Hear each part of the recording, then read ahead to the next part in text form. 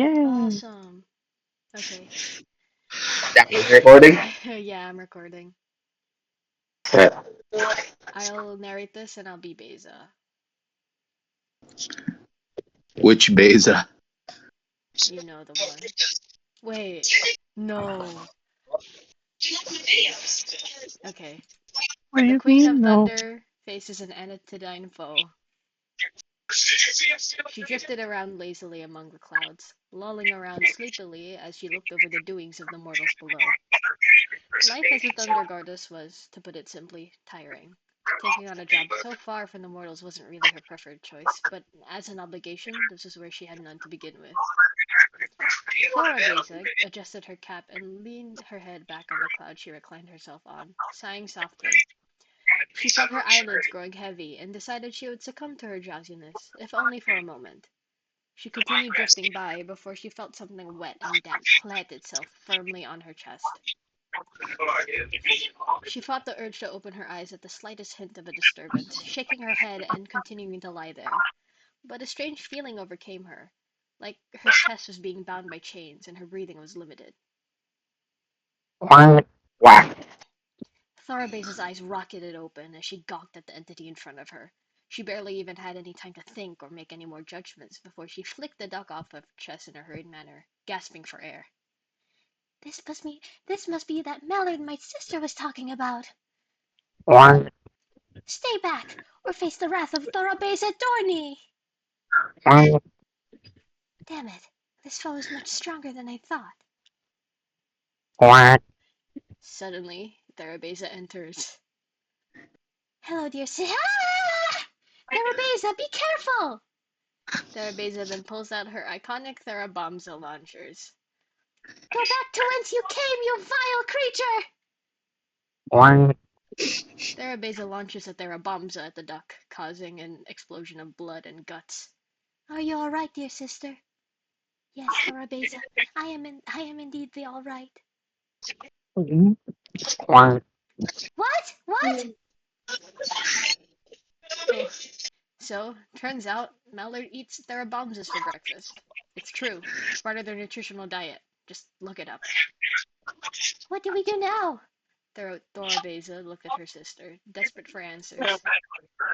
Well, sister, when our family was faced with the most dire of situations, we had a final option that we resorted to. I must warn you, though, you have to follow my lead, Therabeza answered, looking behind her sister. Whatever the move is, sister, I'm ready. Thorabeza whispers, thunder crackling from her fingertips. Probably should be lightning, though. It's Oh, just oops. the You sound. said the Queen of. This is the Queen of Thunder. Yeah, it's just the sound. You just Ah, have to it's turn the it up sound. fast. Yeah. Anticipation builds as Therabeza breathes in. Thera... Theranbeza! Suddenly, Therabeza sprints. Theranbeza, okay. Sprints towards the opposite direction at Mach 3 speed, like her life depends on it. And it's Mallard, so it does. Sister, what the fuck? Therabeza was baffled, not believing that her sister would make such a move so cowardly. Now she's face to face with the fearsome bipedal.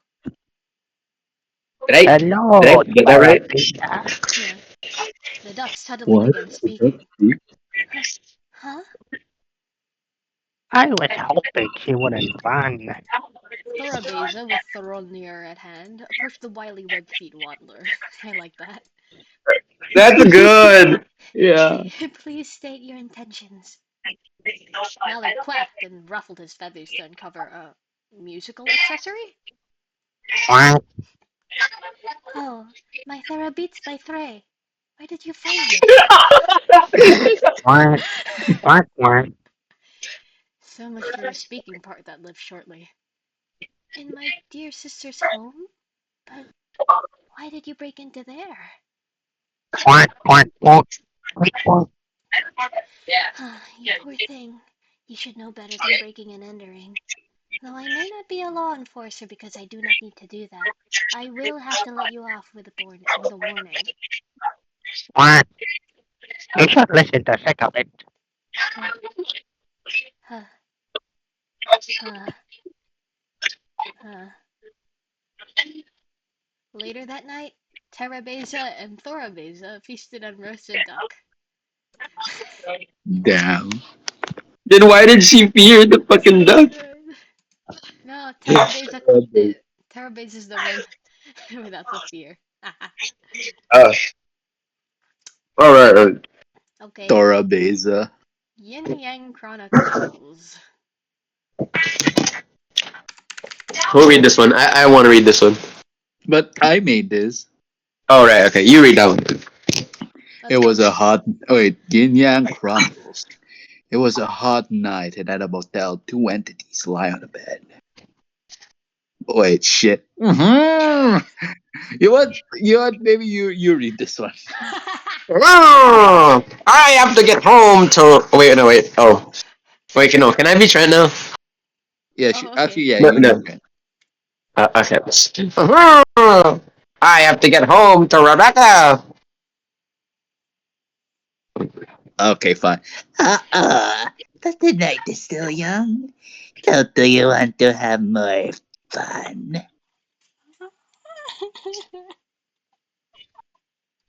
I'll read this The one light then, one. Oh, yeah. as if calling towards the dark one. Let's resist this so many spell. Come on, Trenty. Well, I give up. Trent jumped into the bed like a professional diver, or like Joker to that Lopunny. Huh? As Trent descended into the light quill's groin, he thought to himself, Why can't I resist this spell? it's like a siren song. No matter how much Trent tried to leave, he keeps coming back. And there is certainly more coming on backs than even the narrator would like to mention, as of this moment. So true. Don't worry. Rebecca will probably be fine, right? Trent attempted to convince himself. She's an adult already. Probably out solving a case or two. She can take care of herself. Yes. The light quill nodded. Just stay with me, Doc Boy. She doesn't need you to be in her life, Alda. You could hear my thoughts this whole time. You are talking out loud.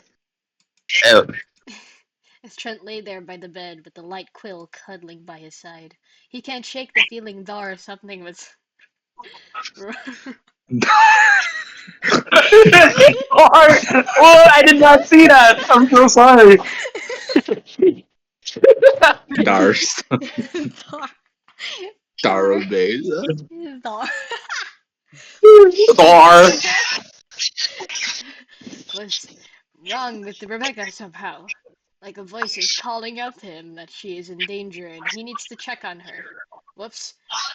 Rebecca, in the streets of Detroit, which is why he needs to Detroit. check on her, was just doing her daily rounds of finding stuff worthy to report back to Mr. Code, when suddenly she spots something glowing in a small alleyway. It looked nothing like a wall light or a firefly, or someone's phone left there for some reason. They were probably stupid, but hey, free phone! Not really. As Rebecca approached the small light source in the wall, it split into two? Like it was purposely two holes to see or peek at something or someone discreetly. Is this Quill? Yeah, it is Quill. Cody. Hey, here was a good idea to leave that painting of a man with its eyes cut out hanging on the wall. Why, yes, it is my light-skinned red partner. For you But see, the dark void in his eyes will be filled by the light you and I. sure. Gasp! What did he What did he mean mean by by that? that? Said the young investigator. No, really, what did he mean by that? But our dear Becca found herself glued to the holes in the wall, staring obsessively at the two of them in the dark, and trying to make out what was going on. She had heard familiar voices, and boy, if they were true, she wouldn't have known what she would do with herself. Trent stumbles forward a little on the bed and pins Light Quill onto it, using a thumb to gently comb part of his greasy hair back, just so the manifestation could see him better. Why don't you think I'm a rough duck, boy? Light Quill taunts and beckons in a provocative manner, tugging slightly at one of Trent's coat buttons to urge them further. Tug, tug. Okay. He utters, a little hesitant, but he manages to overcome it. If it was meant to be. Becca whitened her eyes at the sound, no, at the thought, of one of the people closest to her, at least after her father had died, doing something so scandalous. She felt her chest tighten, and without her even realizing it, her hand had already made a hole in the wall, and her knuckles ached and throbbed. What the hell? Light Quill exclaimed, quickly moving his arms over to grab a blanket to cover him and his love-making partner up. But in the Oh process, he no! accidentally slugged Trent in the face. Ow! Oh, is that? A chorus of pained Oh, did a someone mention me? chorus of pained roast voices jeered as Trent held his face. Dad? Rebecca huffed, climbing through the hole in the wall she had made. As a Caicus, it was no surprise she had been able to do that, as most were very well built. Rebecca! What are you doing here? Trent wiped a bit of sweat from his brow as he quickly re-robed himself, looking at her with a sheepish look in his eyes. What are you doing here? Who is that man? She gasped, pointing in a frenzied manner. Please. Trent glances at him. I don't know him. He yells, moving to his side behind Rebecca. Baby? Quill's expression tenses up as he frowned at Trent. Right, right, we're leaving! Rebecca grabbed both of Trent's hands and held them behind him like a cop would a criminal, and led him out of the room. It's fine. Here. I promise you, Rebecca, we're just friends. I was having a sleepover. Thanks, go. Tia boy! Tia boy! That's enough from you, Trent! She sighed, before shutting the door with a foot. Thank you. Light Quill was I left hope that. alone in his bed, resting beside the indentation Trent had made with his body. He palms at his chest and where Trent had touched him, breathing shakily. Just friends. Huh. Aww. Of course. Just friends. Aww. Their That's So bad. Yuri. sad! Their Yuri will The continue Yuri. in the next part. The new dad. I read Featuring both. Mon. I read two voices here, so I can't narrate this. I'll narrate this. Alright. I can't narrate because my thing is lagging. Alright. Wait. The new dad, featuring Monarch. This is new. The jellyfish woman walked into the guest room of her and her husband's house and saw a sight she hoped for all these years, but never quite thought was possible. It was Quill, sitting down next to Monarch, currently playing the piano. The duo seemed to be trying to play a song together. Unfortunately, Quill isn't as adept at the keys as he is with the pens. But another thing that shocked Beza is what he isn't doing. He's not scapegoating Monarch for his mistakes. Quill's the one making the mistakes here in the piano song. Mm. Seems like he's actually being patient for once when it comes to his children. Beza wondered to herself. Where did this behavior come from? Say, sport, how about after this, we go get some ice cream for your outstanding performance today. It was not a typo. Earlier today, Monarch had to tear apart someone for a stage act. In person did not survive. Wait, hold on. I like how this implies they had to tear apart the They had person. to.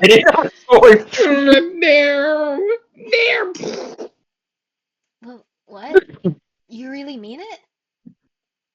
Monarch is also just as shocked as Terabeza was. The little NB looked at his Whose father's eye. fiance dated them? Really, you contradicted yourself here. No, it's fine. The little envy looked at their father's eye to see if this is some elaborate scapegoat to hurt him. But it doesn't seem like it. Why, yes, I certainly do read it. My greater fluid of child mind. Child of mine. You've done excellent today. Something really doesn't feel right. Like this quill got cloned, or brainwashed, or rewritten by the creator. But nonetheless, who wouldn't want some ice cream right about now? As they left the house for some ice cream, something flashed. It's pineapple. Quill immediately bounded over to shield his and his child's eyes from the person in front of them. Two large, similarly gloved hands moved to cover Monarch's eyes as Quill moved to push them behind him. The being burped and clumsily waddled forward, holding a bottle of... Quill sniffed the air. Is that wine? He blurted out, peeking through gaps in his fingers. The gremlin fellow confirms it and nods, rocking his head back and forth as if he was using just as much effort. Let's bring it up. Just as much effort to hold up his head as he was his body. Papa, what's going on? Monarch asked, cocking their head to one side to try and see what was going on. They were unsuccessful, and it's probably a good thing they were. Nothing serious, kiddo. Oh, I know where this is headed to. Quill shuffled awkwardly to the side, trying to avoid looking at the man's large, snaking member just hanging out of his outdated toga and robes. He heaved a deep sigh and simply spun the kid around. Maybe we'll go get that ice cream later. How about we go play table tennis? Don't you have to book a table at the community center for those? It'll work out. He hastily patted their shoulders, guiding them along the pavement to try and get away from the gremlin behind them. Beza eyed them from across the sidewalk, scratching her head. She felt compelled to follow them, sensing something suspicious with the way that Quill was so strangely tender with his child.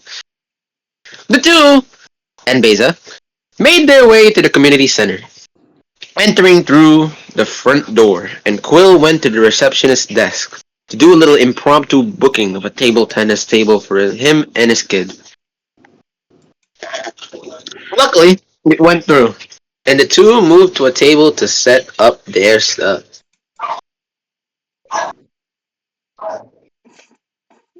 Is this Vesa? Yeah, that's Beza. William, is there something wrong? Nothing's wrong, dear. Come on,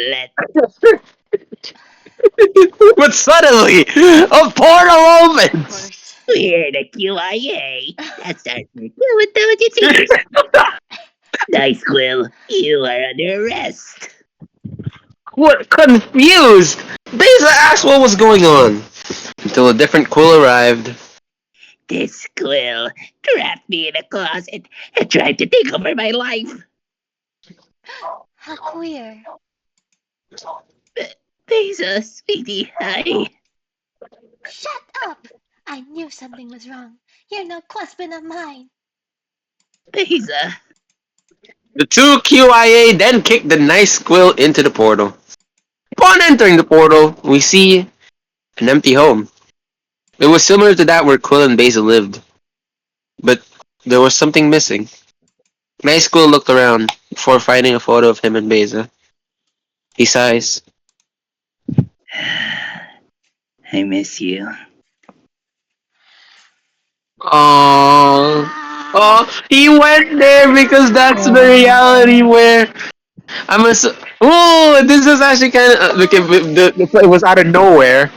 But I feel okay. Now I have headcanons about this reality. I feel like this is a reality where Quill lost everyone, and that's why not only was he nicer. That was not only why he went to the fucking other dimension with a Beza, but he was so much nicer to Monarch because he lost Monarch in that timeline.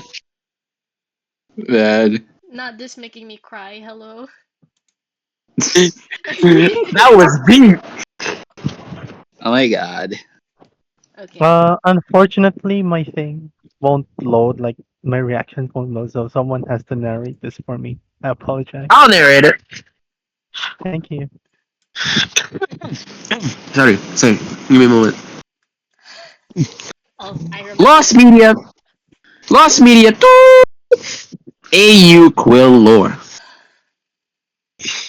'Twas just a normal day in the job of a paranormal investigator. Which isn't really normal if you think about it.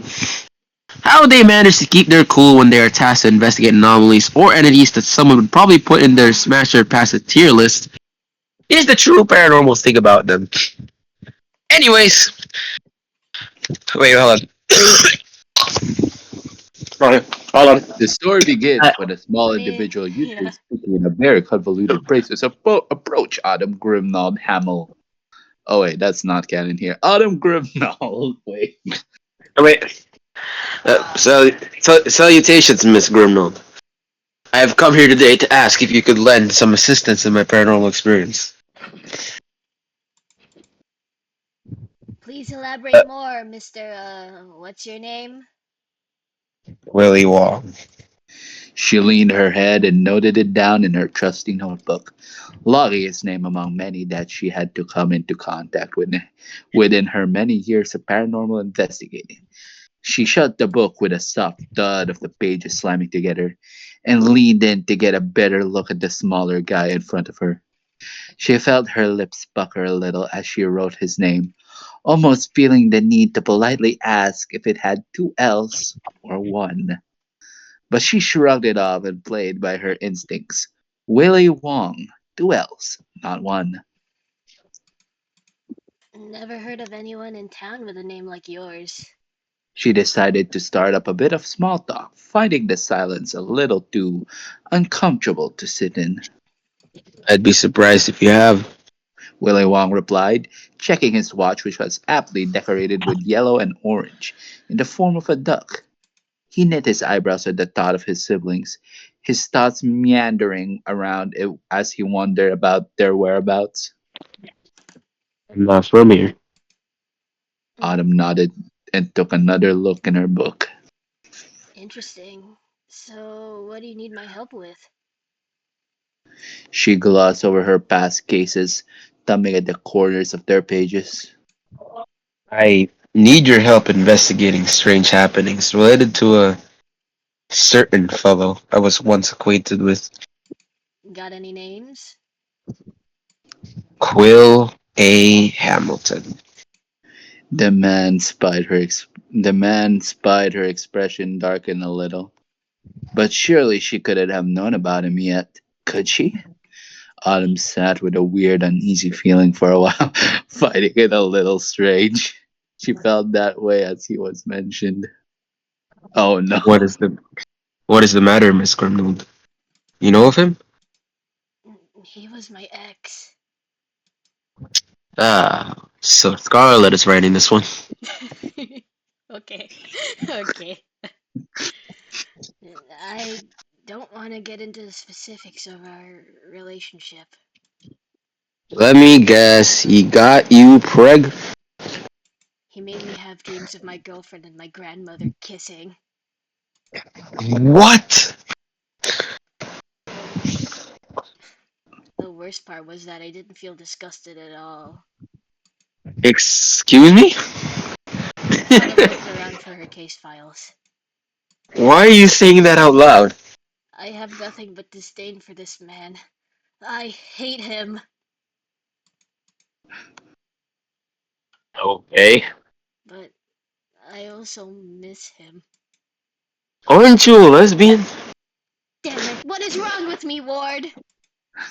I am not. What the fuck is wrong with you? I remember you were conflicted. wait, Autumn begins to rub her eyes. what I'm remembering, was it all part of a dream? I remember you was conflicted. You said you said you said you made your girlfriend and your grandmother kiss, right? And by the way, I heard what happened. Sorry for your loss. What? How did... Focus on Quill. Right, Quill's dream sequences. They must have been so immersive, they may alter the memories of the poor soul that were forced to wear them as an albatross. Ducky I, then I fake made up laugh I from made up you Autumn. lore on the spot. And that's the exact problem. See, Autumn, I've been keeping an eye on the things in my hood, and they've been beginning to remember the wrong things. Joanna keeps saying something about skibby toilets. River remembers a false life in which she pretends to date a boy to string him along. Margaret, I don't even want to talk about what she remembers. Oh my god, what? Point is, the man has grown out of control with his responsibility. His responsibility? He's the king of nightmares for a reason. His position ensures that people need not fall into an eternal slumber. But his creations have overstepped his purpose. I've noticed something, Grimnode. Disjointed stories filled with different mismatched characters, taking a toll on their mental psyche. Oh They can't distinguish what's real and what's a dream anymore. my god. That's Autumn.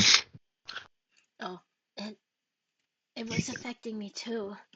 This, this could be really bad if people can't trust their own memories. Chaos ensues. Ducky cuts.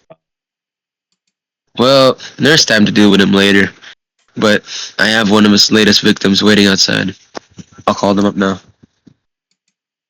Autumn waits in anticipation as purple sparkles begin to enter the room. Oh my god. Hey. Why are all of us here so serious? Is Quill the frantic fanfic? Is Quill the frantic fanfic? All along? All along. Oh god. It's been Quill. It's been Quilliam all along.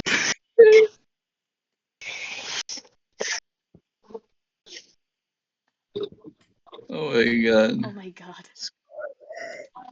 Never thought I'd ship it, but Just here skip we just skip are. mine because I actually can't.